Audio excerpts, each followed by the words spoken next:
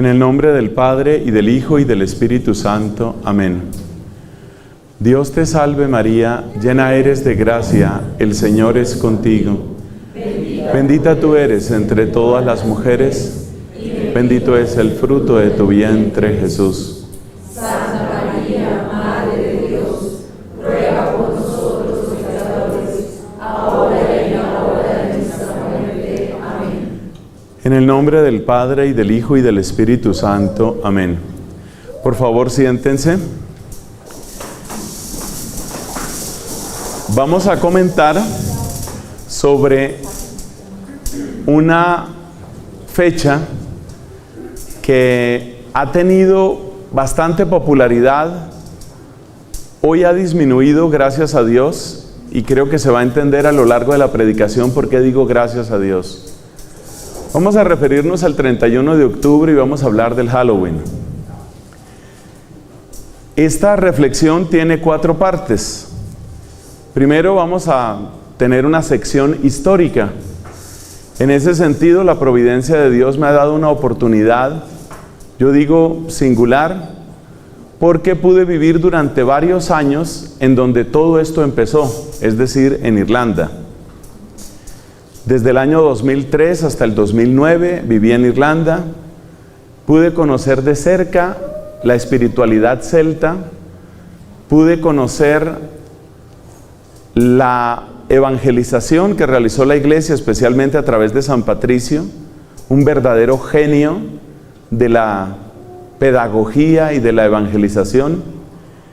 Y pude conocer también lo que está sucediendo hoy en día en Irlanda y en otras partes del norte de Europa, y que tienen que ver con este fenómeno del Halloween. Entonces, esa es la sección histórica. En segundo lugar, vamos a tener una sección que yo la llamo científica. Muchas personas creen que es simple prejuicio. Resulta que hay datos científicos interesantes, incluso sobre los colores. Vamos a hablar de la parte cromática. Vamos a hablar en esa sección científica, yo la llamo así científica.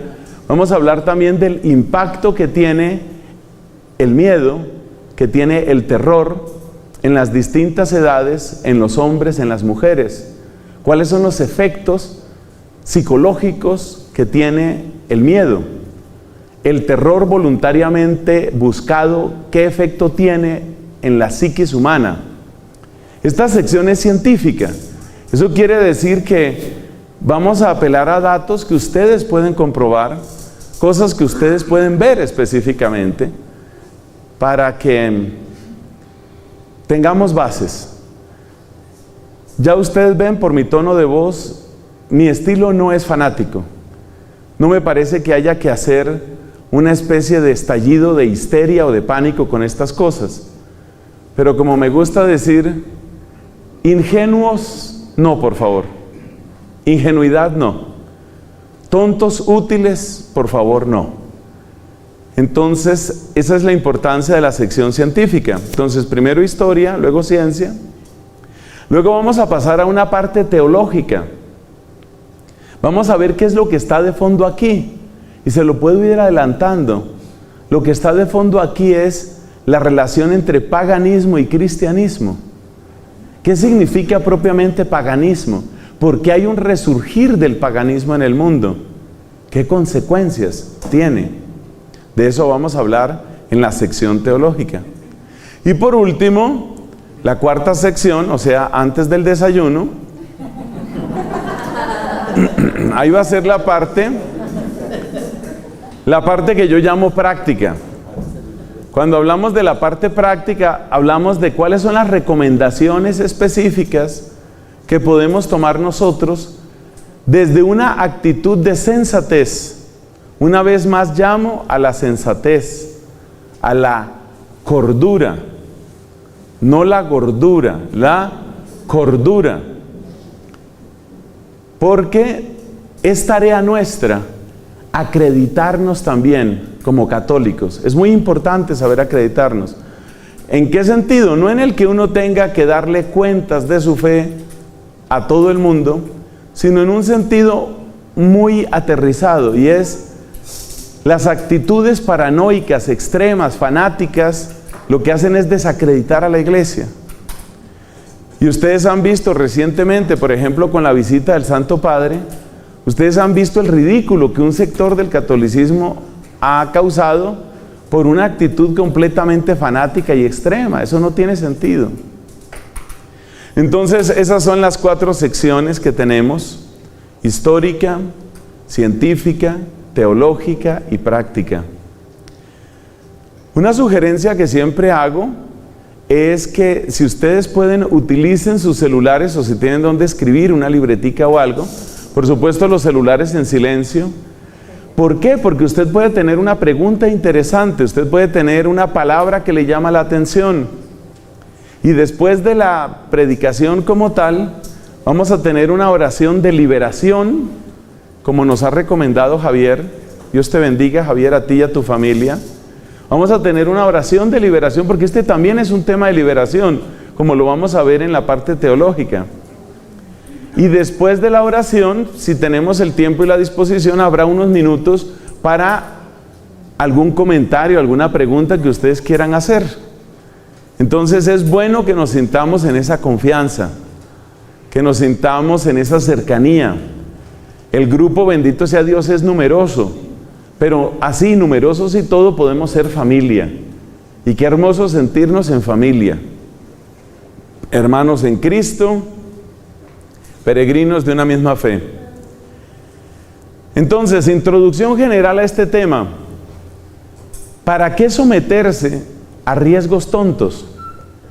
Yo les decía a unos amigos, cuando veníamos para acá, les decía: usted puede caminar en un barrio peligroso de Bogotá a las 2:30 de la mañana solo, sí, y puede que no le suceda nada.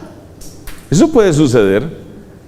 Pero usted correría ese riesgo, y usted me dice: no, de ninguna manera. Y yo le puedo presentar cifras, yo le puedo presentar probabilidades, le puedo decir, existe una probabilidad del 3 o del 2% de que no le suceda nada. O sea que es bastante probable que sí le suceda algo, un atraco, Dios lo proteja. Entonces uno no se somete en lo que tiene que ver con la salud, en lo que tiene que ver con la seguridad. Uno no se somete a riesgos tontos. Usted puede dejar su casa sin llave, irse un fin de semana, por ejemplo, de vacaciones, ¿sí? Usted puede hacerlo, y es posible que llegue y encuentre todo, pero también es muy posible que llegue y no encuentre nada, y usted no corre ese riesgo. Entonces la tónica general de esta reflexión sobre Halloween va en esa línea. Repito, no es histeria, no es fanatismo, es hacernos la pregunta simple: ¿por qué correr riesgos que son tontos y que pueden causar gravísimo daño, no solamente a usted, sino que, como esto se anuncia como una actividad para niños, son riesgos tontos a los que usted está exponiendo a sus propios hijos?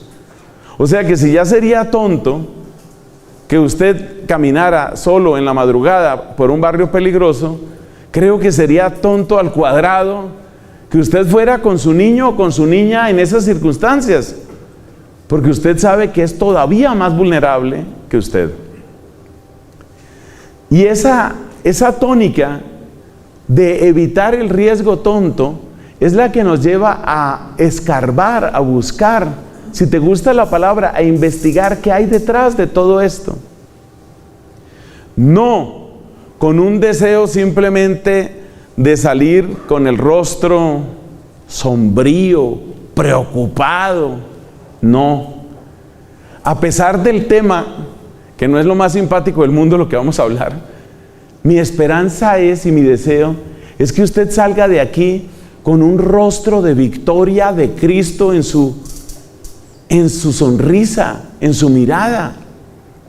Porque en el fondo lo que estamos proclamando aquí, ¿qué es? El señorío de Jesucristo, la victoria de Dios.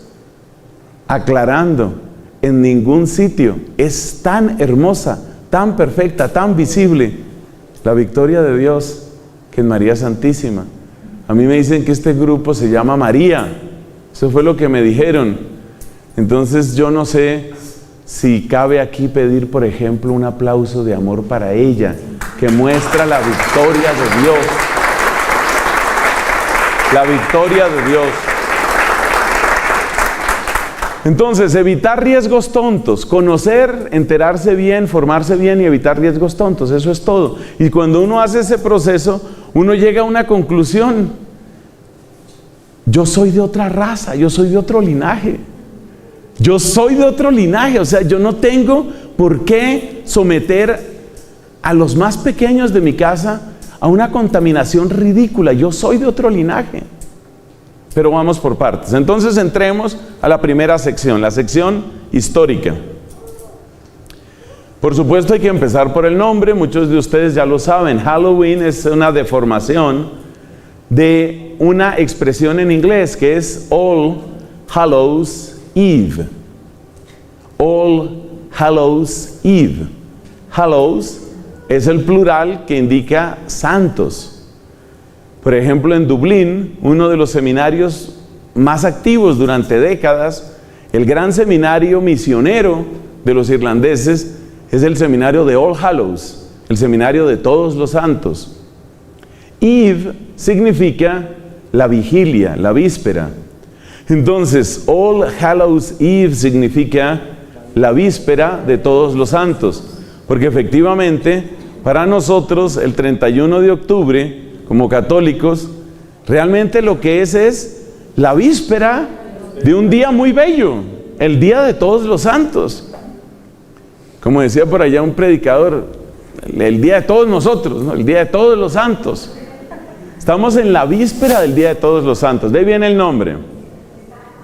Pero las celebraciones, ¿de dónde vienen las celebraciones? Las celebraciones tienen un origen propiamente en el paganismo. A ver, ubiquémonos en el hemisferio norte, y esto está bastante al norte, toda esta zona de Irlanda, de Reino Unido, etcétera. Ubiquémonos en esa zona y pensemos en lo que es el ritmo de las cosechas. ¿Qué sucede? 31 de octubre, usted se da cuenta que es prácticamente la oportunidad de recoger la última cosecha. Noviembre ya suele ser un tiempo demasiado frío y ya es tiempo en el que usted ya no va a recoger más. De manera que el día en el que usted como agricultor hace el balance de lo que le dio el año es más o menos a finales de octubre. Entonces, en los orígenes remotos de esta festividad, por eso estamos hablando de sección histórica, la sección histórica estamos hablando, el origen está en las celebraciones propias de la cosecha, la gran cosecha o mediana cosecha que hubo ese año. Y a partir de ese tiempo, lo que tú recogiste para tus ganados y lo que tú recogiste para tu consumo es con lo que tienes que sobrevivir.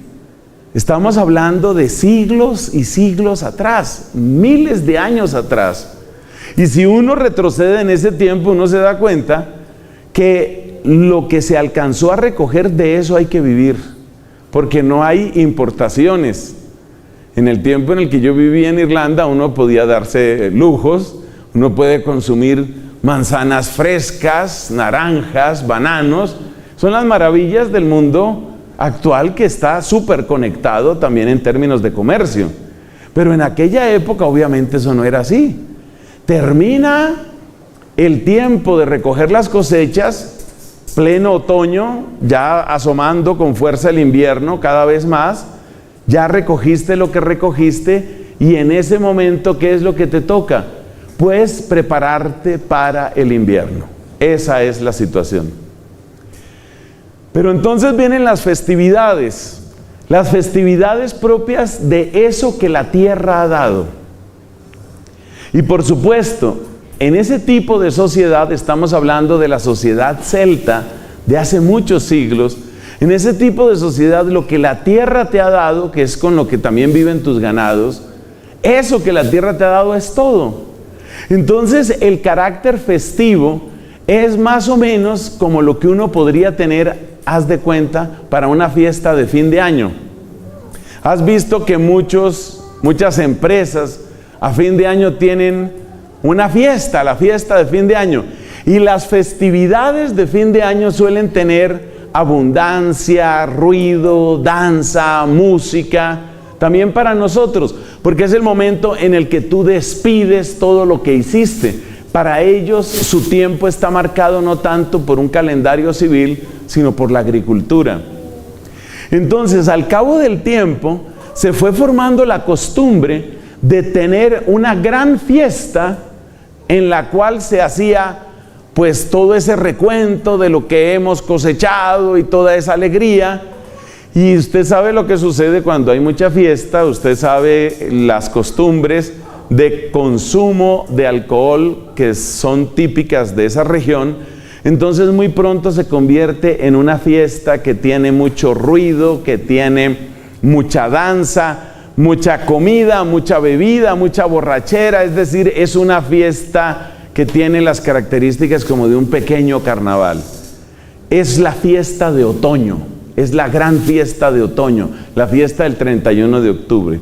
Esa es la prehistoria de lo que nosotros llamamos Halloween. Pero estas personas, ¿qué religiosidad tenían? Ellos tenían una religiosidad en continuo contacto con el cosmos y con la naturaleza. La obsesión de ellos es dominar las fuerzas de la naturaleza. Y ellos consideran que hay espíritus que habitan en los bosques, hay espíritus que habitan en los campos, y esos espíritus, si uno se hace amigo de ellos, uno va a tener una buena cosecha. Todavía hoy se hace mucho chiste de eso. Si ustedes conocen algo del mundo irlandés, ustedes saben que el tema de los duendes, de los gnomos, es un tema que está muy frecuentemente metido allá. Esos espíritus chocarreros que llaman en otros lugares, esos espíritus que están en las montañas. Y entonces para ellos, en su mentalidad pagana, la existencia de esos espíritus del bosque y del campo era algo que daban por descontado. ¿Y qué es lo que uno tiene que hacer entonces? Uno tiene que ¿volverse qué? Amigo de esos espíritus. Entonces, como esos son los espíritus que hacen posible la cosecha, entonces la celebración de la cosecha se convierte también en una celebración en la que se invocan esos espíritus. Ahí entra ese lado que podríamos llamar ese lado incluso espiritual, pero ya vemos qué tipo de espiritualidad es. Entonces hay que congraciarse, hay que amistarse con esos espíritus, con los espíritus de los bosques. En la parte científica vamos a ver por qué los bosques se convirtieron en lugares sagrados para estas culturas. Hay una razón científica para eso, y es bueno estudiar estas cosas, o sea, perderle el miedo a los temas, estudiarlos con serenidad y darse cuenta qué es lo que hay detrás. Entonces, los bosques son lugares donde ellos creían que existían ese tipo de espíritus. Y si yo quiero una cosecha, y si los espíritus del campo son los que determinan la fecundidad del campo, entonces ¿qué me toca? Hacerme amigo de los espíritus. ¿Quiénes eran los sacerdotes? Había una casta que ustedes tal vez han oído mencionar, la casta de los druidas. Los druidas eran una casta sacerdotal que en medio del mundo celta se acreditó o ganó crédito ante la población como los expertos en hacer el puente entre el mundo natural, comida, bebida, nevadas, inviernos, heladas, y el mundo sobrenatural, todos esos espíritus. Entonces los druidas fueron los sacerdotes de ese mundo celta, los sacerdotes que se ganaron la credibilidad de la gente y a los cuales las personas les entregaban sus ofrendas, les entregaban pues lo que era necesario para el culto. Las cosas fueron tomando a veces un curso, una dirección bastante espantosa. Sucede lo siguiente: cuando yo le digo a usted la palabra momia, muy posiblemente usted piensa en las momias de Egipto, y usted piensa en los cadáveres embalsamados en condiciones de aire muy seco, como es el aire desértico del norte de Egipto. Eso es lo que usted tal vez piensa como momia. Pero usted tal vez puede saber también que otras culturas también han tenido momias. Los muiscas en esta región de Colombia tenían momias, usted las puede ver en el Museo Nacional. Momias mucho mejor preservadas son las de los Andes en la cultura inca. Los incas tenían sacrificios humanos y para ellos los dioses de las alturas dentro del panteón, dentro de la mitología de ellos, los dioses de las montañas reclamaban sacrificios preciosos. ¿Qué es lo más precioso que una persona puede tener? La vida. Entonces, para un papá, para una mamá, es incluso más doloroso sacrificar a un hijo que matarse a sí mismo. Entonces, pues resulta que esta gente en territorio inca mataban a los hijos, mataban a las hijas y las dejaban como ofrenda a los dioses. El clima seco y frío, muy frío, de las alturas de los Andes ha preservado a muchas de esas momias entre los incas. ¿Por qué les cuento esto? Porque resulta que eso nos muestra que hay momias o hay cadáveres que se preservan en condiciones distintas. Desde el calor de Egipto hasta el frío de las montañas de los Andes, fíjate que se pueden conservar cadáveres.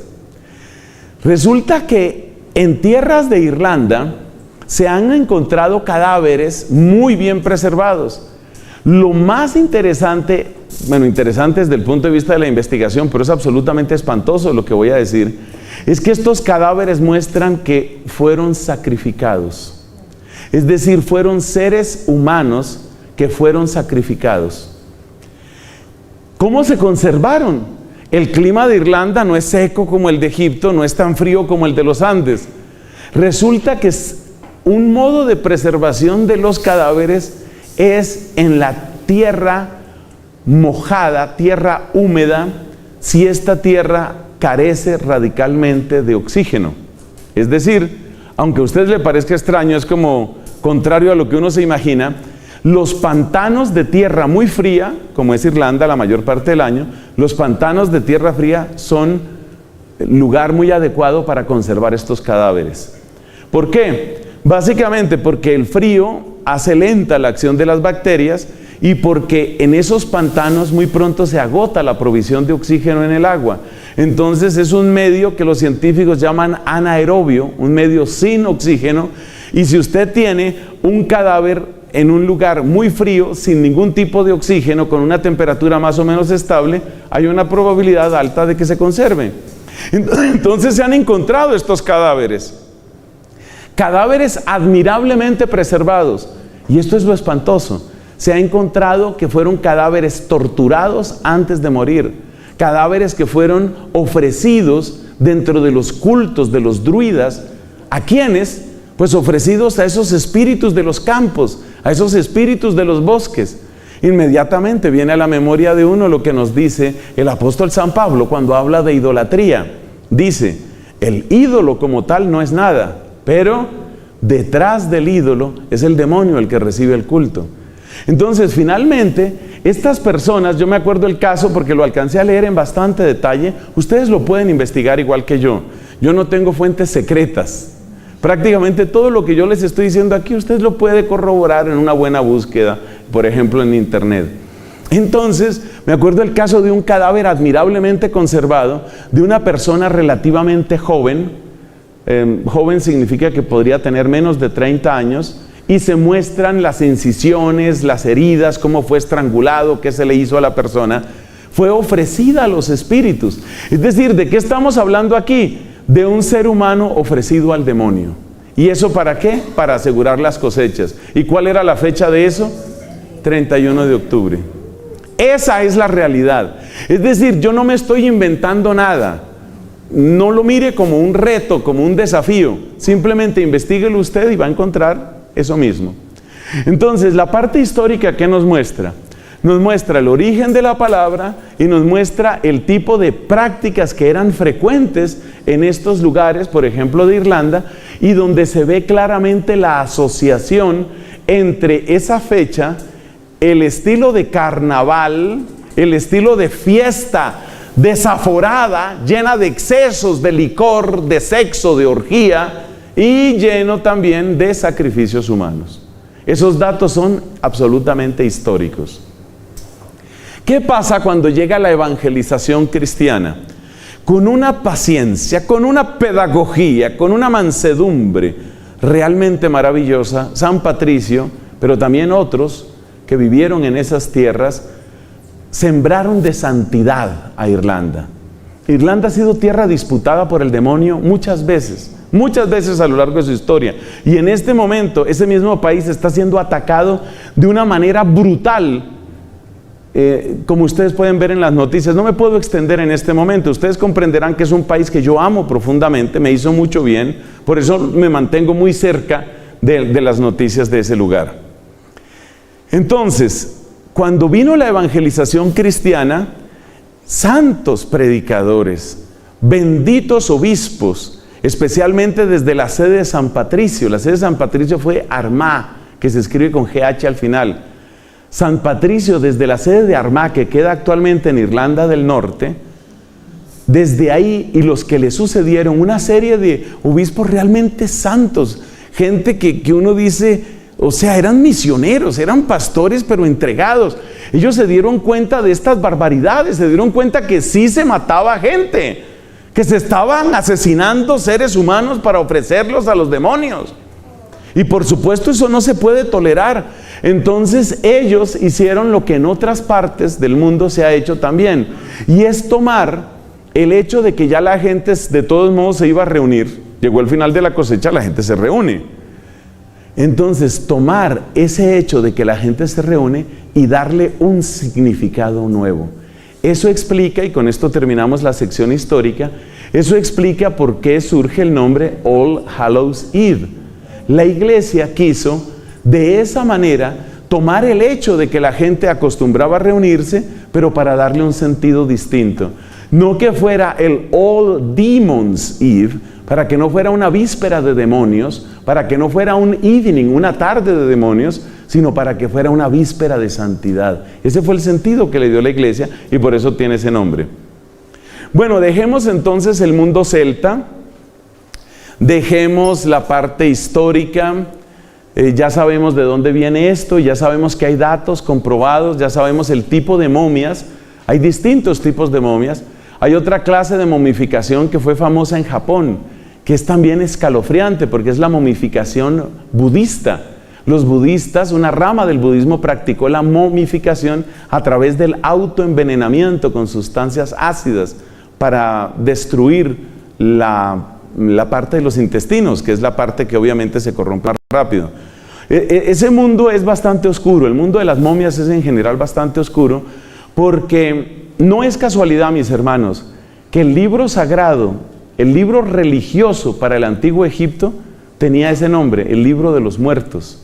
Eso no es casualidad, ni es casualidad que una tierra tan amada por Dios y por la Virgen como es México, esté en este momento en disputa por parte del demonio, porque quiere, a través de una cosa que se llama el culto a la Santa Muerte, quiere destruir a México.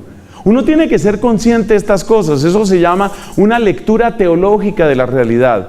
Usted mire los países que están siendo atacados de una manera más brutal y usted encontrará que son países preferidos por Dios y por la Virgen. Es decir, estamos presenciando lo que podríamos llamar la revancha o el intento de revancha del demonio contra México, contra Irlanda, contra España.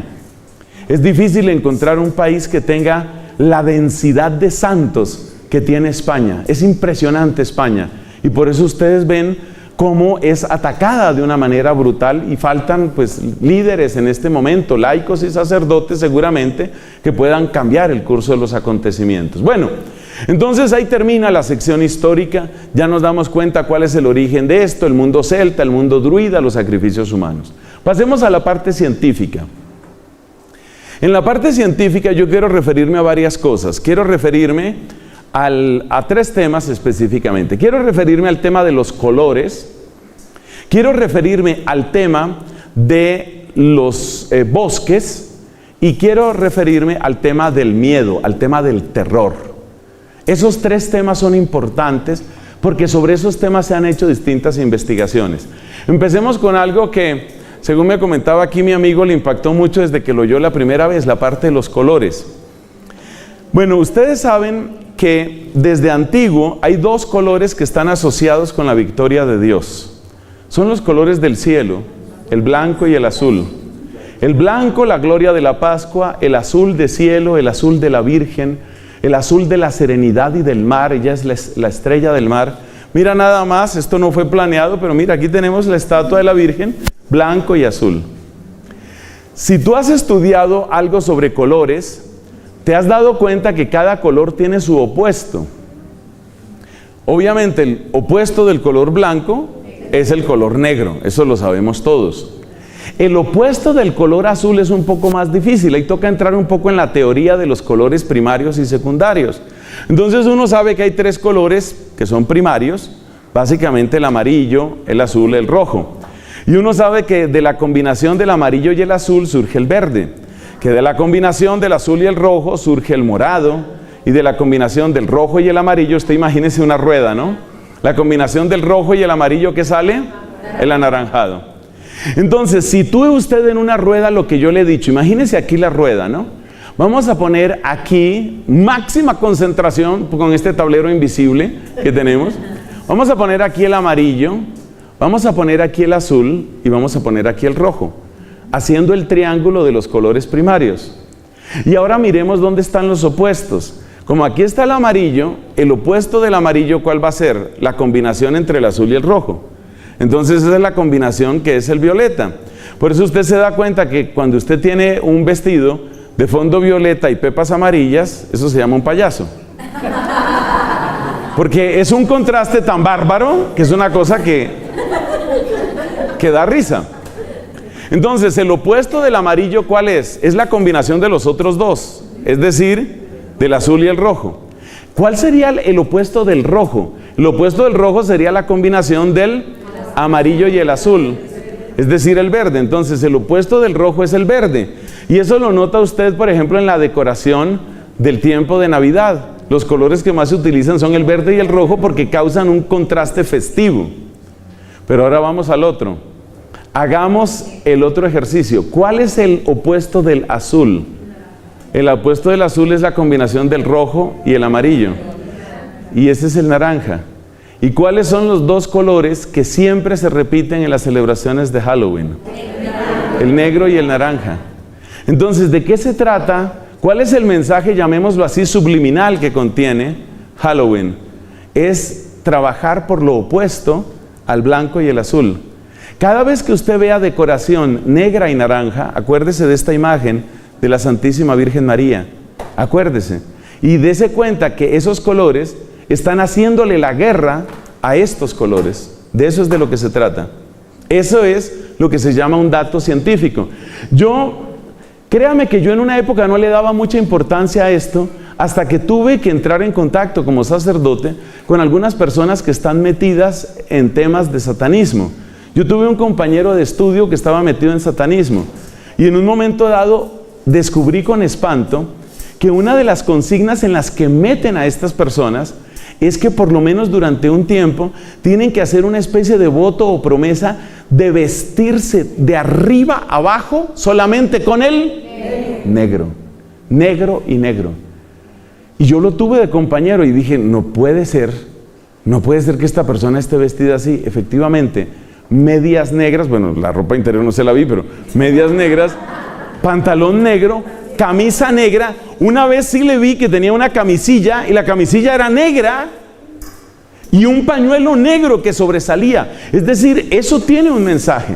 Eso tiene un mensaje. Usted sabe que la manera como usted se viste, de alguna manera en algún sentido es la expresión de cómo usted quiere ser visto. Por eso, si usted está de luto, usted no se viste de una manera festiva, porque usted está de luto. Entonces usted no quiere ser visto como de fiesta porque usted está triste. De modo que el color sí que tiene un significado. No vamos aquí a entrar tampoco en una cosa, digamos, parapsicológica. Hay gente que le da demasiada importancia a eso. Los del Feng Shui, por ejemplo, le dan demasiada importancia que a los muebles, la orientación de los muebles, los colores, los aromas, No entremos en eso, por favor, que eso es fanatismo. Pero sí hay que tener en cuenta que hay una guerra cromática contra Dios y la Virgen en Halloween. Y eso no me lo invento yo. Mira la rueda de los colores, mira cómo funciona. Y desde que yo tengo memoria de mí mismo, jamás ha habido un Halloween con colores distintos. El color siempre tiene que ser negro y naranja para hacerle la guerra al blanco y al azul. Bueno, ese es el primer dato científico que es interesante. Segundo dato científico, hablemos de los bosques. Los bosques han estado muy asociados a la brujería en muchos tiempos. De hecho, cuando empezaron las reuniones, esas reuniones, no sé en qué siglo pueda situarse eso, pero las reuniones de personas que invocaban al demonio, los llamados aquelarres, esos aquelarres siempre empezaron en algunos claros del bosque. Y por eso algunas personas se preguntan, bueno, ¿qué es lo que sucede con los bosques? Es decir, ¿qué es lo que tiene un bosque de particular? Obviamente, toda la creación es de Dios. Solo Dios es creador, solo Dios es el que ha creado todo. Entonces, y nos dice la Biblia, vio Dios todo lo que había hecho y todo era bueno. Y por supuesto que los bosques salidos de las manos de Dios son buenos. Pero ¿qué es? ¿Cuál es el elemento científico, psicológico que está en los bosques para producir ese tipo de cosas? La respuesta no es tan compleja. Lo que sucede es que si usted se sitúa, hágalo mentalmente en este momento, si usted se sitúa en un bosque, usted empieza a tener una percepción. Y esa percepción es que hacia donde usted mire, en cualquier dirección, todo es igual. ¿Qué pasa cuando usted mira que todo es igual? Que usted pierde la sensación de orientación. Usted pierde la capacidad de orientación. Si en este momento, Dios nos preserve, si en este momento hubiera algún problema en este edificio en el que nos encontramos, pues todos sabemos hacia dónde está la puerta, todos sabemos hacia dónde habría que ir. Y de hecho, pues eso se refuerza con las señales que en los edificios tienen ahora. Ahí están todas esas señales. Está muy bien. Pero ¿qué pasaría si usted entra a un lugar en el que usted no puede reconocer qué es entrar y qué es salir? ¿Hacia dónde se avanza y hacia dónde se retrocede? Bueno, si hay buena luz del sol y usted sabe más o menos en qué hora del día está, pues usted por la sombra puede hacer algo. Pero si es bosque y es de noche, su sensación de orientación se pierde completamente. Y esa sensación de pérdida de orientación produce una especie de suspensión de juicio, una especie de desorientación, pues ese es el nombre, ¿no? Una especie de desorientación que hace que usted sea incapaz de sacar conclusiones. Cuando usted se siente incapaz de sacar conclusiones, usted se vuelve particularmente frágil a las señales. ¿Por qué? Porque su cerebro, esto es absolutamente científico, de nuevo investíguelo, búsquelo. Cuando una persona está en situación de peligro, de desorientación, agudiza los sentidos. Entonces, cualquier cosa que a usted le suene en el bosque, ¿qué fue eso? Sus sentidos se agudizan, su sentido de orientación se pierde y usted empieza a confundir lo que usted percibe con lo que usted imagina, lo que usted percibe con lo que usted recuerda, lo que usted percibe con lo que usted desea. El romper la frontera entre lo que usted percibe y lo que usted recuerda, imagina o desea es exactamente la condición que se necesita para que usted abra las puertas de su conciencia al mundo espiritual. Eso es lo que se necesita. A ver, ¿qué defensas tenemos nosotros frente al mundo espiritual? Yo no voy a entrar aquí en una discusión sobre si existen o no existen ángeles, si existen o no existen demonios. Yo doy por hecho que usted ya sabe eso, ya está seguro de eso. Las personas que tengan dudas a ese respecto, por favor investíguenlo en el lugar apropiado, no podemos dar aquí todos los temas. Eso significa que, por ejemplo, pues sabemos que existen ángeles buenos, como nuestros ángeles de la guarda, como los benditos San Gabriel, San Rafael, San Miguel, a quienes invocamos tantas veces. Nosotros sabemos que esos ángeles existen, pero también sabemos que lamentablemente existen espíritus caídos. ¿Cómo se defiende usted de un espíritu dañino? Usted se defiende de la misma manera que usted se defiende de un extraño que le amenaza. ¿Usted cómo se defiende de una persona extraña que le amenaza? Pues usted primero intenta evaluar el peligro y luego intenta ver cuál es la mejor estrategia. Es decir, ¿ataco o huyo? ¿Cierto? Son las dos respuestas, el famoso fight or flight, ¿no? Entonces, ¿ataco o huyo? ¿Eso cómo lo hace usted? Con su racionalidad. Pero si yo lo pongo a usted en una condición en que su razón no trabaja bien, porque su percepción está acelerada al máximo y usted está desorientado, entonces su capacidad de respuesta racional es mínima. ¿Qué quiere decir eso? Que usted acaba de abrir una puerta para ser influenciable por ese mundo espiritual. ¿Cuál es la segunda línea de defensa? Mucho más fuerte y mucho más importante. ¿Cuál es la segunda línea de defensa que uno utiliza? Si uno es creyente, la segunda línea de defensa es la oración. Es la oración, indudablemente. Entonces, por ejemplo, muchos habrán escuchado la historia de este santo cardenal. Para mí ya es un santo, el proceso de beatificación está abierto. El cardenal Van Thuan. El cardenal Van Thuan fue un cardenal de la Iglesia Católica que fue encarcelado durante décadas por el sistema comunista de Vietnam. Y realmente lo que querían era enloquecerlo. Entonces lo sometieron a confinamiento solitario durante años enteros. O sea, tú imagínate años metido en una prisión que a duras penas tendría 1 o 2 metros cuadrados, sin ver nada, sin oír nada. Eso es para enloquecer. O sea, ¿cuál es el efecto? El efecto es destruir tu capacidad racional. ¿Por qué este hombre no perdió la racionalidad? ¿Y por qué este hombre no perdió la fe? Por la fuerza de la oración. Porque era un hombre de oración. Bueno, muchos estaban orando por él, pero él mismo es un santo hombre de oración. Ya murió. Él predicó unos retiros en la curia del Vaticano frente a Juan Pablo II y los cardenales de la curia. Ese es el cardenal Van Thuan. Entonces, aprender esto, por favor. Uno tiene 2 líneas de defensa frente a la maldad. La primera línea de defensa es la racionalidad. Usted analiza el problema, usted mira, esto me conviene, no me conviene. ¿Tomo por aquí o no tomo por aquí? ¿Qué está pasando acá? Un momento, ¿aquí qué pasó? Más despacio, páseme la película despacio. Cuando usted habla de esa manera, ¿qué está tratando de hacer? Utilizar su razón. Y eso está bien porque Dios nos dio esa capacidad. Dios nos dio la inteligencia. Pero, ¿cuál es la segunda línea de defensa? La fe. La fe, pues, expresada en la oración, expresada en nuestra confianza en Dios. Entonces la pregunta es esta: si usted no conoce esa fe, porque esa es la situación del mundo pagano, si usted no conoce esa fe, no la tiene, y usted pone a su racionalidad en una situación donde queda suspendida y desorientada, las 2 defensas que usted tenía caen. Y si caen las 2 defensas que usted tenía, ¿qué le va a pasar? Que usted ha abierto las puertas. Eso es lo que se llama abrir puertas. Usted ha abierto las puertas a ese tipo de cosas. Le voy a dar ejemplos contemporáneos para que usted vea. Si usted conoce algo sobre la nueva era, usted se dará cuenta inmediatamente que la mayor parte de las prácticas de la nueva era tienen la misma estructura. Es decir, bloquear su capacidad racional produciendo una desorientación, induciendo una desorientación y confundir su fe. La nueva era utiliza exactamente las mismas estrategias de los druidas, las mismas estrategias de los bosques. Esto es tan científico como ir usted a un bosque y tratar de orientarse. ¿Cómo utiliza la nueva era eso? Por ejemplo, ustedes han oído y tal vez algunos habrán practicado la famosa meditación, lo que se llama meditación en la nueva era. ¿Y en qué consiste la tal meditación? Le dicen a usted, concéntrese en algo. Por ejemplo, va a mirar la tapa de esta botella. Mire la tapa de esta botella. Mírela mientras yo le voy dando vueltas y vueltas y vueltas.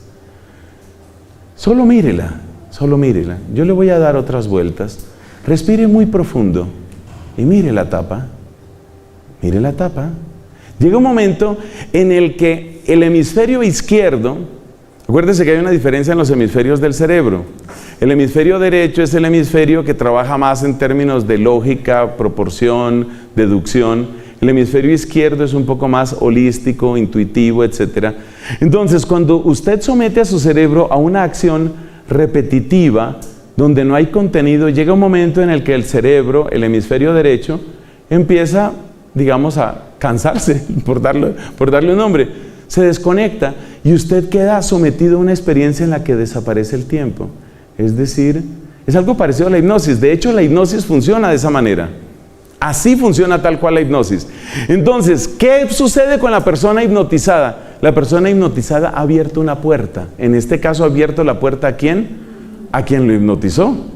Y por eso el que lo hipnotizó le puede decir cosas, a veces cosas imposibles. Quiero que usted se acueste entre esas dos sillas y le ordeno a sus músculos que estén tensos para que usted quede como una tabla. Y la persona queda así, porque la persona abrió esa puerta.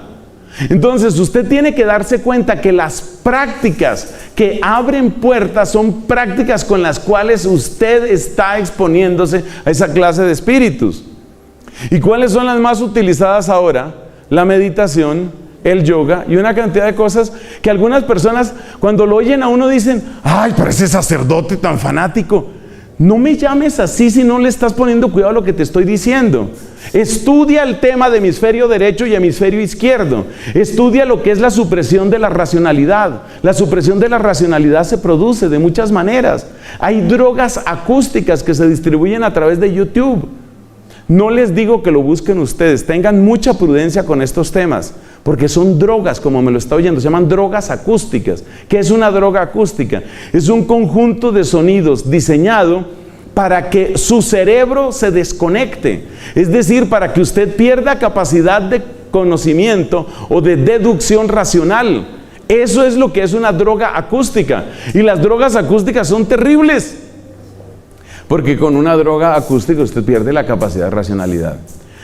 Bueno, la comparación con abrir la puerta es interesante porque tiene que ver con lo que decíamos al principio de esta charla.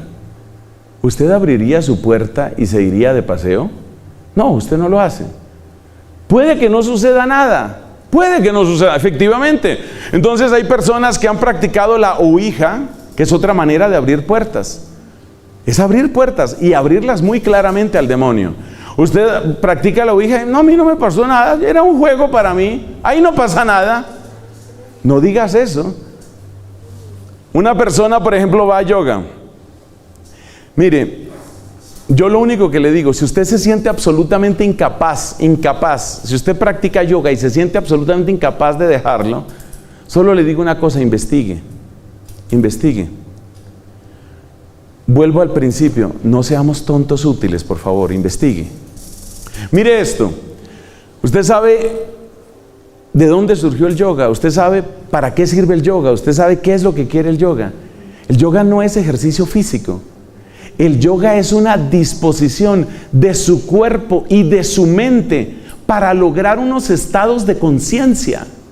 ¿Y estados de conciencia qué es? Suprimir su capacidad de crítica racional y abrir las puertas de su corazón a que entre ¿qué? ¿A que entre qué, por Dios? Ese es el problema, que usted no sabe a qué le está abriendo la puerta. Eso es lo realmente preocupante de esto, que la gente no tiene idea ni a qué le está abriendo la puerta. Entonces fíjate a dónde nos lleva el tema de los bosques. El tema de los bosques, ¿a dónde nos lleva? ¿Por qué los bosques han tenido toda una tradición en el mundo de la brujería, el satanismo, los aquelarres? ¿Por qué? Porque producen la desorientación de la conciencia. Y por eso el bosque no funciona igual de día que de noche. El bosque no trabaja igual de día, porque de día tú lo que ves es los pajaritos y todo eso. Pero de noche, cuando tu capacidad de orientación está perdida y cuando tú empiezas a acelerar la capacidad de percepción y no tienes capacidad de crítica, hay que entre lo que sea. Y ahí es donde está el riesgo. Bueno, llevamos 2 puntos en la sección científica. Los 2 puntos son, hemos hablado del tema de los colores y hemos hablado del tema de los bosques y lo que significa la suspensión de la racionalidad. Cuidado con la suspensión de la racionalidad. Fíjate que San Pablo en la primera carta a los Corintios dice: los espíritus de los profetas obedecen a los profetas. ¿Por qué? Porque una de las maneras de perder la racionalidad es con la histeria, y existe la histeria religiosa. Entonces, ¿qué pasaba en la comunidad de Corinto? Pasaba que algunas veces esta gente eran carismáticos, pero súper, pero mega, pero hiper, pero uber carismáticos. Y entonces estos recontra carismáticos entraban en una especie de danzas y de éxtasis y de cosas raras, y empezaba el uno gritaba, el otro gritaba, es decir, entraban en una situación de histeria, como una droga, como un bosque donde tú te desorientas. Y en medio de una de esas celebraciones, alguien empezó a gritar: maldito sea Jesucristo. Y entonces dijo San Pablo, no, nadie puede decir Jesús es el Señor sino guiado por el Espíritu Santo, y nadie puede negar el señorío de Cristo si no es con el espíritu del mal. Entonces date cuenta que para San Pablo es claro que nosotros en nuestra espiritualidad cristiana debemos tener una particular desconfianza con el tema de que nos quieran desconectar la racionalidad. ¿Y qué es lo que más desconecta la racionalidad hoy en día en los medios urbanos? La difusión extensiva de la meditación y del yoga. Tengan cuidado, porque en los colegios ya lo están haciendo. Ya les están haciendo ejercicios de, entre comillas, meditación a los niños. Ya les están haciendo clases de yoga o no sé qué a las niñas. Y entonces usted dice, no, pero no seamos tan fanáticos, no seamos tan exagerados. Realmente no pasa nada. Tú no tienes idea de lo que se ha entrado. Tú has oído de cómo hay enfermedades, físicamente hablando, hay enfermedades que pueden hospedarse en una persona y desarrollarse años después. Por ejemplo, el SIDA es una enfermedad de estas características. Una persona puede adquirir el virus del SIDA, adquiere el SIDA y no se le desarrolla inmediatamente. 8 o 10 años después se le dispara por circunstancias que sería muy largo tratar de explicar aquí. Entonces date cuenta que lo mismo sucede en este mundo espiritual. Entonces me decía una amiga muy querida que ha tratado también estos temas y que ha dirigido grupos de oración, realmente una mujer de Dios, me decía con respecto a esto: ¿y para qué la gente tiene que abrir esas puertas? Y me decía ella, y luego se quejan, ay, ¿qué será que mi hijo solo quiere oír música satánica? Solo quiere oír los diablos esos. Y sí, son diablos. Mucha de la música está marcada específicamente por invocaciones a Satanás. Hay que tener en cuenta que esos grupos musicales han utilizado eso como estrategia comercial. Muchos de ellos no son satánicos en realidad, pero utilizan eso como estrategia comercial. Pero si yo utilizo como estrategia comercial invocar al diablo, posiblemente el diablo aprovecha esa oportunidad para algo más que comercio. Entonces, cuidado con el tema ese de la desorientación. Cuidado con los temas de yoga, investiga. No te quedes simplemente con que ya pagaste el semestre de yoga, ¿no?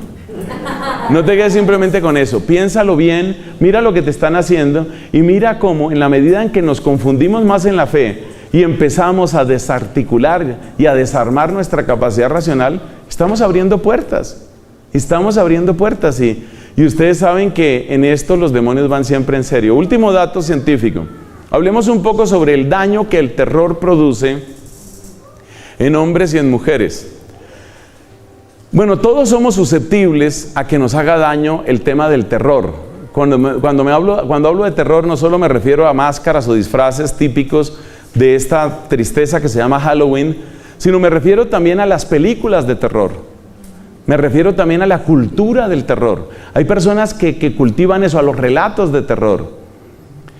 Mire, sintetizando, porque estoy viendo aquí el tiempo y estoy viendo que esto avanza rápidamente, pero sintetizando le digo dos cosas.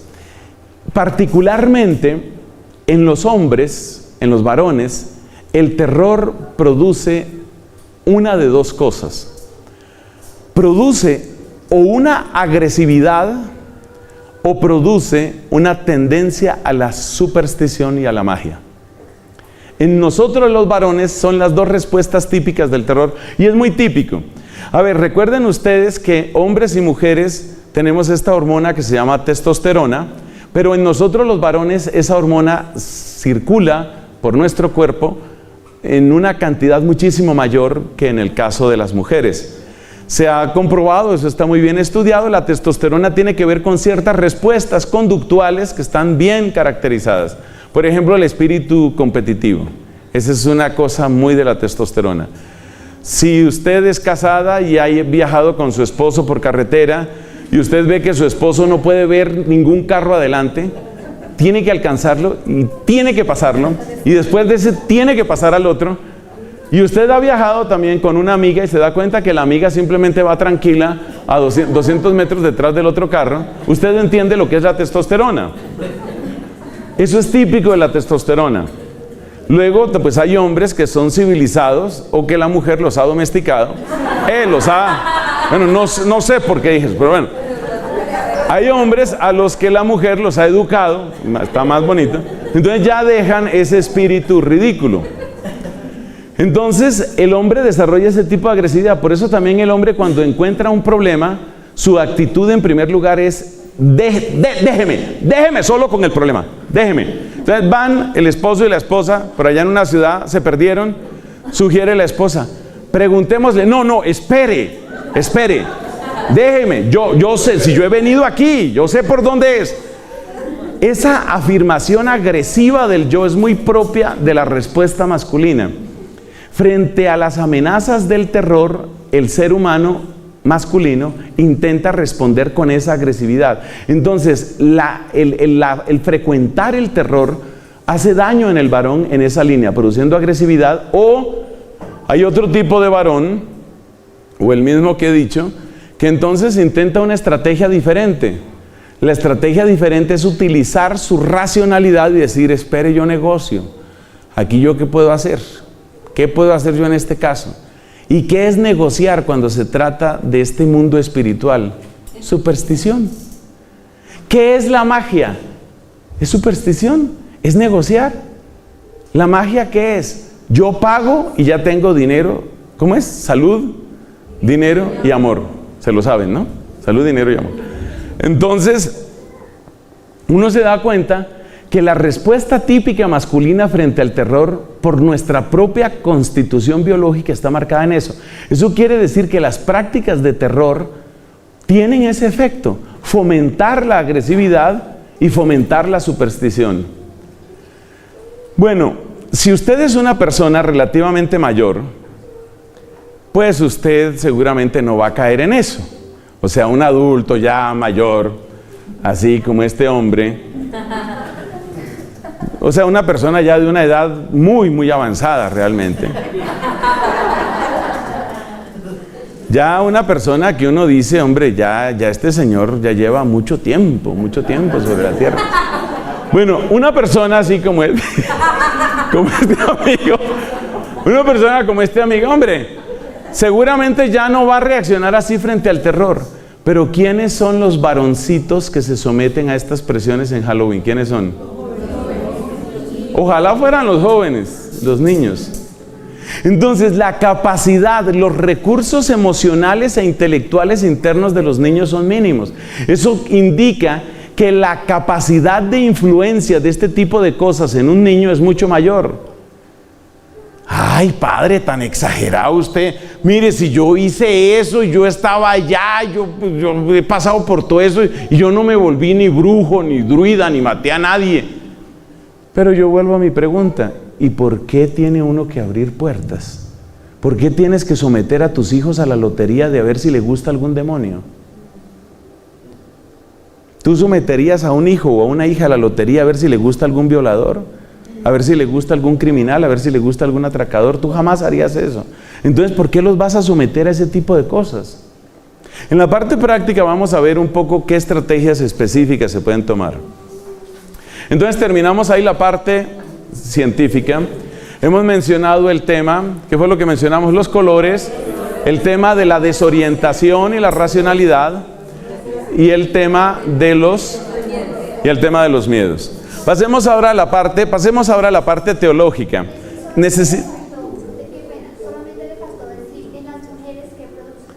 Sí, tienes razón. Gracias por la interrupción. Me dejé interrumpir y hice bien. En las mujeres, ¿qué produce el terror? Y esto es terrible porque es muy poco conocido. En las mujeres deforma el sentido de la sexualidad y de la afectividad. Una mujer en condiciones normales, lo que es la estadística de la inmensa mayoría de las mujeres, desea gustar, desea ser amada. Y particularmente desea gustarle a alguien que quiere que sea su pareja, que quiere que sea su esposo. Esa es la situación de la inmensa mayoría de mujeres. No entremos aquí en discusiones de casos marginales. No es el escenario para hacerlo. Ese sería otro tema. Entonces, la inmensa mayoría de las mujeres tienen ese deseo. ¿El deseo de qué? De gustar, de agradar, de ser amadas, de ser admiradas, todo esto. Resulta que cuando una mujer es admirada, cuando una mujer gusta, es buscada.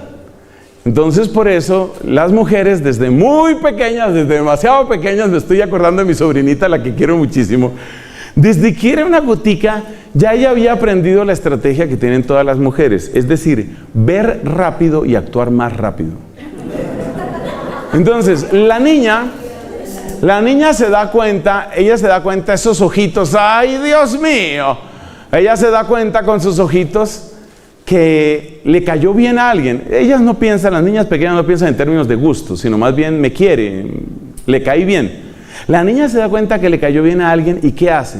No sale al encuentro de esa persona a decir, hola, mi nombre es, no. La niña ¿qué hace? Se esconde, se pone así detrás de una columna, es decir, se hace buscar. Luego esa adolescente, cuando llega a ser la adolescente, si un adolescente llega a una fiesta con tarjeta, se dice, mira, ahí te dejo mi celular, aquí está mi celular, este es mi número celular, aquí tienes mi WhatsApp, aquí tienes... La gente miraría a esa mujer y diría, ¿esta qué le pasa? ¿O para qué trabaja? ¿O qué negocio tiene? ¿O qué perturbación? No, ¿qué tiene que hacer ella? Ella tiene que hacerse un poquito la difícil. ¿Por qué? Porque quiere ser buscada. Quiere ser buscada. Eso está en el ADN de la mujer y es algo muy bello.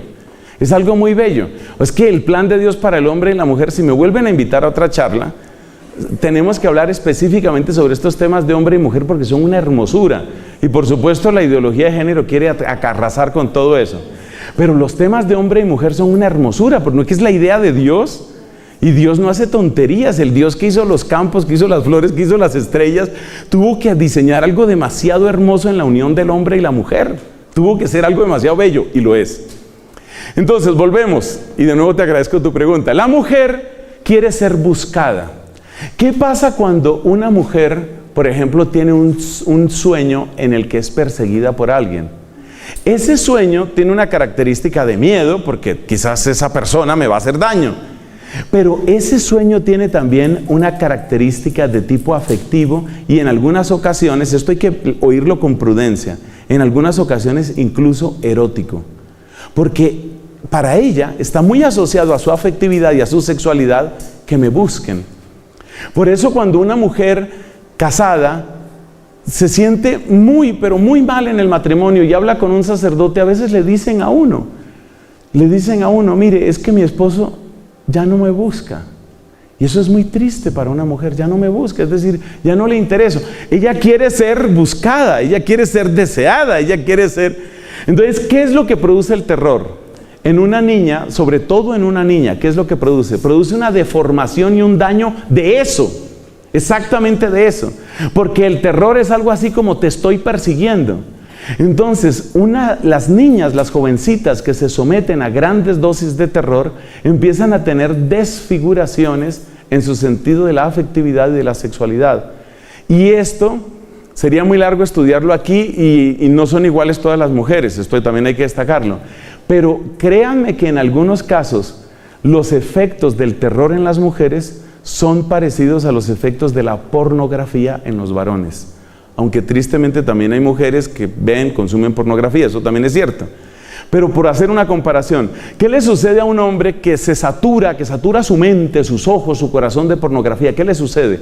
Ese hombre se vuelve difícil de saciar y se vuelve, digamos, un obstáculo para sí mismo en su respuesta sexual. Sobre esto hay estudios hechos por ateos, por científicos que no tienen nada que ver con la iglesia. O sea, aquí yo no estoy hablando, digamos, como sacerdote, estoy hablando de lo que la ciencia enseña sobre este tema. Busquen ustedes, por favor, efectos de la pornografía en los varones y un efecto dramático es incapacidad de respuesta sexual, es una impotencia inducida. ¿Por qué? Porque la persona ha puesto tanto su sexualidad y su afectividad en términos de un deseo fantasioso, imposible, que aunque tenga una esposa amorosa, cariñosa, bella, esa mujer no logra despertar en él todo lo que le despierta la fantasía de la que está repleto él. Eso que produce la pornografía en los varones, eso producen las películas de terror en las niñas. Entonces hay que tener mucho cuidado, porque los papás seguramente se sentirían incómodos y tal vez horrorizados, o yo no sé, una palabra fuerte, si encuentran a la hija consumiendo pornografía. pero tal vez no toman la misma reacción si ven a la hija viendo una película de terror. No permitan eso. No permitan eso. El terror no es bueno para las niñas porque deforma su capacidad afectiva e incluso llega a producir fenómenos parecidos a los de la pornografía en los varones, es decir, una incapacidad de respuesta sexual. Y en casos específicos ha habido que tratar a los varones sobresaturados de pornografía y ha habido que tratar a las mujeres sobresaturadas de terror porque son incapaces de sentir verdadero deseo. Efectivamente, aunque el esposo es feo, tampoco es un monstruo. Entonces, ahí cerramos ya el tema científico. ¿Qué hemos hablado? Los colores. Hemos hablado de la desorientación racional típica de los bosques y cómo eso se produce en otros lugares de nuestra sociedad. Y hemos hablado del miedo y el efecto en los varones y, se me iba olvidando, el efecto en las mujeres. Pasemos a la parte teológica. Vamos a ser un poco breves en esto, dadas las condiciones de tiempo. ¿Qué es lo que está de fondo aquí? Lo que está de fondo aquí es el paganismo. El paganismo. Y la victoria de Cristo sobre el paganismo. Eso es lo que está de fondo aquí. ¿Y el paganismo qué es? Le voy a dar una definición que le va a servir. El paganismo es el intento desesperado de colmar el anhelo del infinito del ser humano en la finitud de la creación. No he podido encontrar, en los años de vida que Dios me ha concedido, no he podido encontrar una mejor definición de lo que es el paganismo. Se la repito. Paganismo es el intento desesperado de colmar la infinita sed del hombre en la finitud de la creación. Entonces, el paganismo, partamos de la parte central de esto, la sed de infinito que hay en el ser humano. Por estos días me tiene meditando mucho una frase de un gran filósofo y matemático francés, un hombre muy piadoso llamado Blaise Pascal. Efectivamente, el del triángulo de Pascal, el mismo que da una medida en física sobre la presión, me parece que es. Bueno, entonces, Blaise Pascal. Este Pascal tiene esta frase que yo quisiera que usted la atesorara como yo lo hago. En el corazón humano hay un hueco que tiene la forma de Dios. San Agustín lo dijo de otra manera, y la frase de San Agustín es más conocida, está en el libro primero de sus Confesiones. Nos hiciste, Señor, para ti, y nuestro corazón está inquieto hasta que descanse en ti. O sea, el ser humano está hecho para Dios. Nosotros fuimos hechos para el infinito de Dios. Pero cuando uno no conoce a Dios, cuando uno ha sido engañado sobre el Dios verdadero, cuando uno está confundido con una multitud de dioses, cuando uno se volvió escéptico por un trauma bárbaro en la vida, cuando uno llegó al ateísmo porque le convenía o porque no le convenía que existiera Dios, de lo cual habla también San Agustín, cuando uno está en una de esas condiciones, entonces el infinito mío, el infinito de mi vacío, no logra encontrarse con el infinito de Dios. Entonces yo busco ese infinito. ¿En dónde lo busco? En el mundo. Entonces lo busco en la creación, incluyendo seres espirituales. Entonces alguien buscará ese infinito en los excesos del vicio, otro buscará ese infinito en la absoluta racionalidad, es el caso del filósofo ateo. Otro buscará ese infinito en la comunión con distintos espíritus, como buscaban los druidas. ¿Qué es el paganismo entonces? Es el intento, yo lo llamo intento desesperado. ¿Por qué es desesperado? Porque finalmente termina llevando ¿a qué? Termina llevando a la muerte de seres humanos. Otra frase que le quiero dar para quienes están tomando apuntes, 3 personas en este momento, bendito sea Dios. Le voy a dar esta otra frase. La gran diferencia entre los dioses falsos, que son los del paganismo, y el Dios verdadero, es que los dioses falsos se alimentan de ti, el Dios verdadero te alimenta. La gran diferencia entre los dioses falsos y el Dios verdadero es que los dioses falsos se alimentan de ti, el Dios verdadero te alimenta. Por eso no hay nada más sublime, más bello, más grande que la Santísima Eucaristía. Porque es ahí donde experimentamos al Dios verdadero. Dice Santo Tomás, ahí se conoce, ahí se prueba la dulzura en su propia fuente. La divina Eucaristía, la Santísima Eucaristía.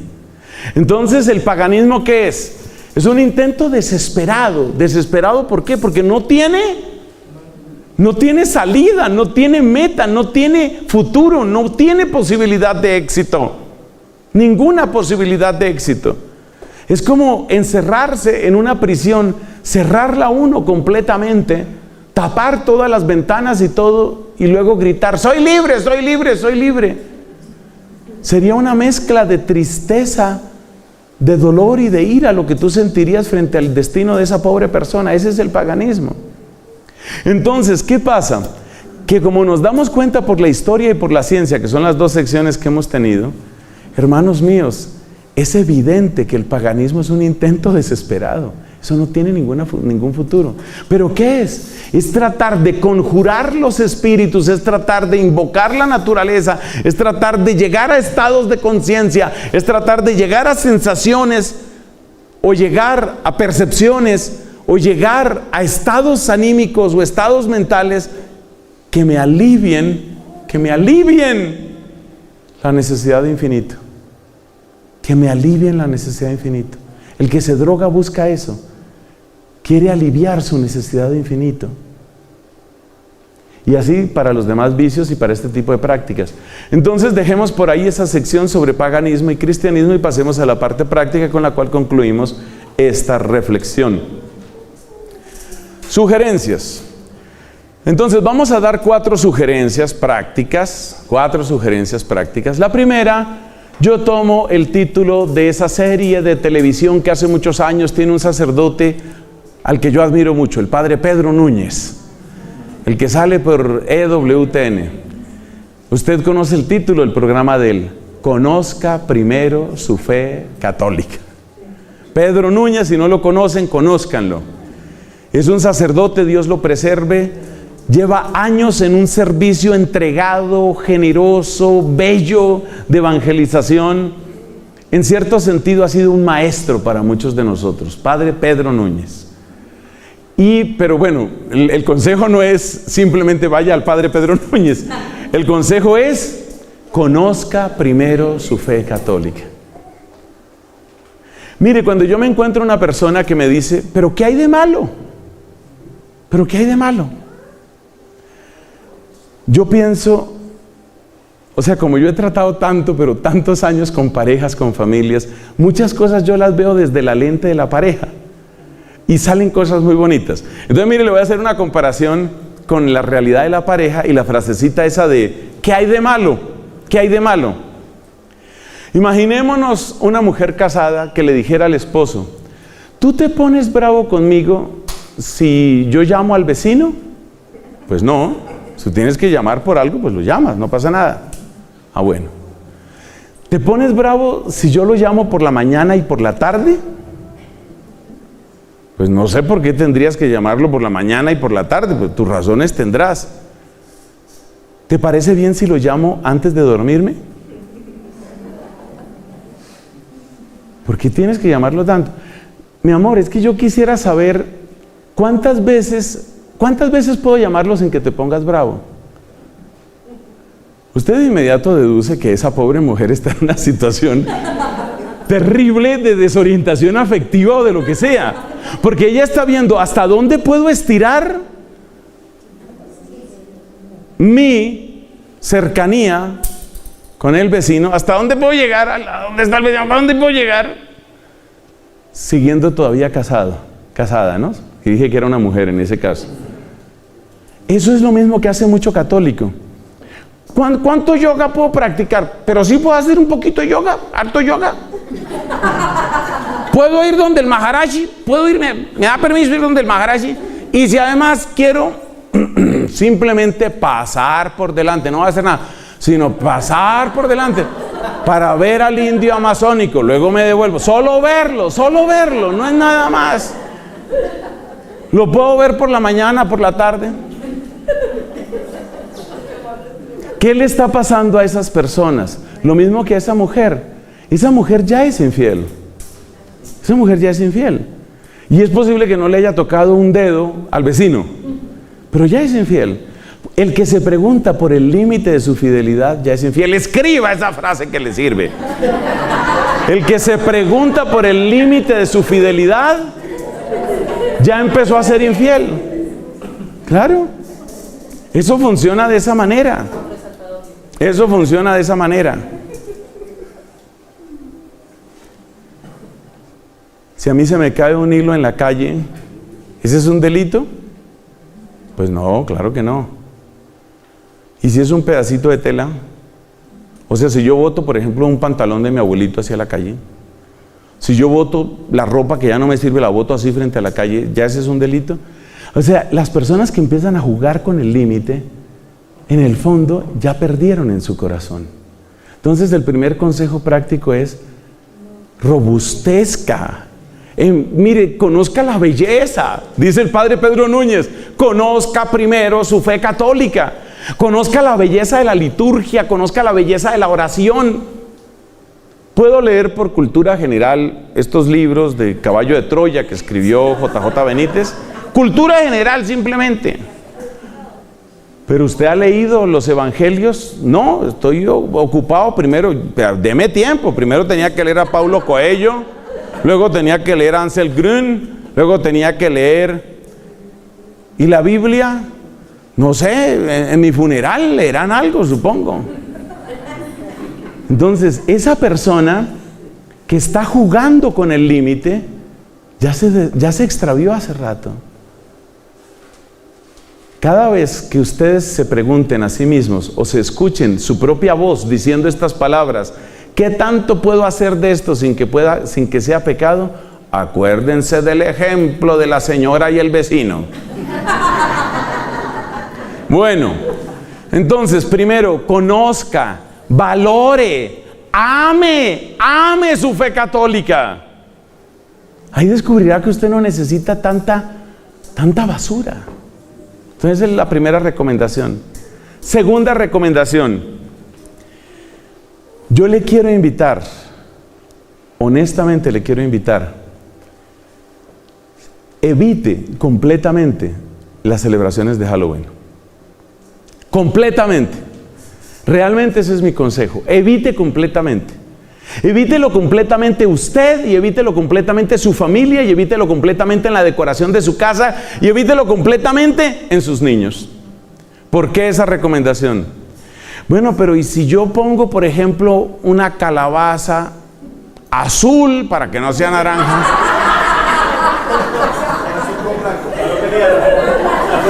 Si pongo una calabaza azul con blanco, le voy a decir por qué no es buena idea abrirle ningún espacio a Halloween, ninguno. Le voy a decir por qué es la mejor idea, pero luego vamos a dar otros consejos. Porque mire, cuando usted abre una puerta, usted no sabe después qué tanto se abre esa puerta. Es muy interesante lo que sucede en un niño. Piensen ustedes en estos niños haciendo caso omiso de la cara de aburridos que tienen. Pobrecitos, es que la hora es pesada. Piense usted, por ejemplo, en esos niños. Esos niños de Dios muy amados están creciendo en un hogar donde nunca se celebra Halloween. ¿Estoy diciendo la verdad? Nunca se celebra. ¿Eso qué significa? Que ese niño a los 13, 14, 15 años o a los 25, o de pronto se va a hacer un doctorado de Irlanda, como me tocó a mí. Ese niño crece, se vuelve un joven. Cuando más adelante alguien le hable de eso, él siente: yo nunca me he metido con eso. Es decir, es algo ajeno. Y si la persona lo siente como ajeno, tiene menos tentación de entrar. En cambio, el niño que ya vio que en la casa sí le pusieron unas cuantas calabazas y unos esqueletos, ya tiene un precedente. Mi mamá sí permitía algo. Y de algo a algo más, y de algo más a mucho más, y de mucho más a muchísimo más, todos son puertas. Ustedes conocen el famoso dicho de qué tiene que hacer el vendedor cuando le van a cerrar la puerta, ¿no? Poner el pie, porque si queda una rendija, queda una esperanza. Queda una esperanza. Entonces, no, pero no cierre la puerta, mi señora, no cierre. Mire, le tengo una oferta mejor. Solamente por hoy le tengo esta oferta. No cierre usted su puerta. Entonces, la mejor estrategia es no abra ninguna puerta, ninguna. Esa es la mejor estrategia. Pero, tercer punto. Si parece que es absolutamente imposible, porque si usted no celebra Halloween, Kim Jong-un oprimirá el botón.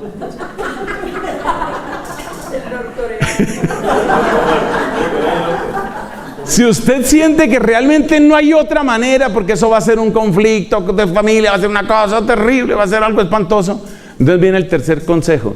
Si materialmente y después de orar y después de exponer su posición de una manera razonable, orada, después de divulgar este video, si después de todo eso no hay manera, entonces utilice la solución, hay una solución que es la perfecta, que es no hacer nada.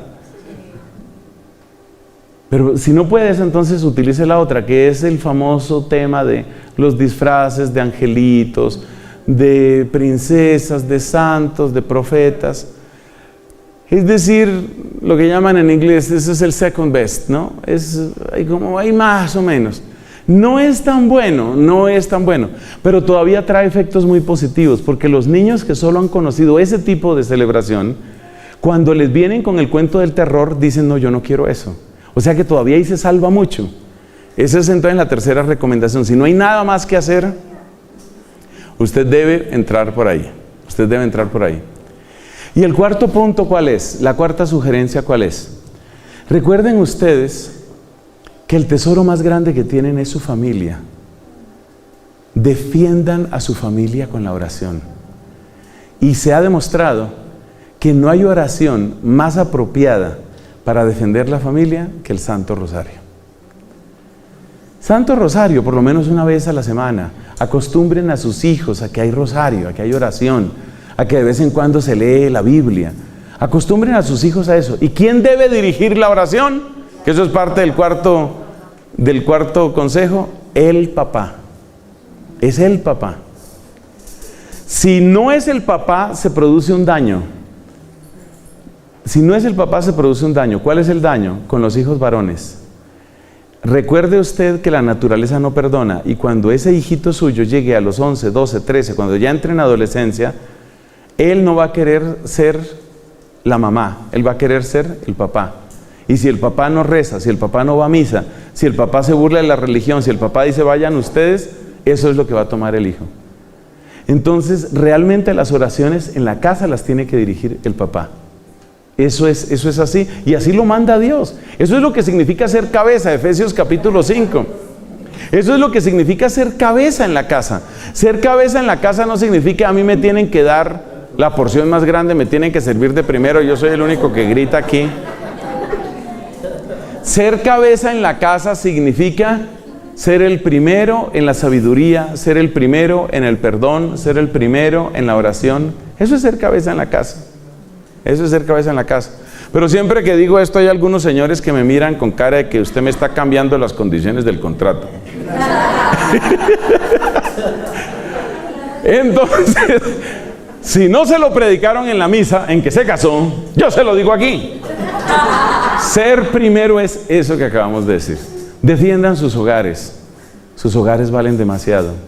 Sus hijos valen demasiado. Y termino donde empecé. ¿Por qué exponerse a riesgos tontos? ¿Por qué? Más bien empecemos en una cultura diferente, empecemos a celebrar a quien merece ser celebrado, a nuestro Señor Jesucristo, a darle a Él el honor y la alabanza. Gloria al Padre, al Hijo y al Espíritu Santo.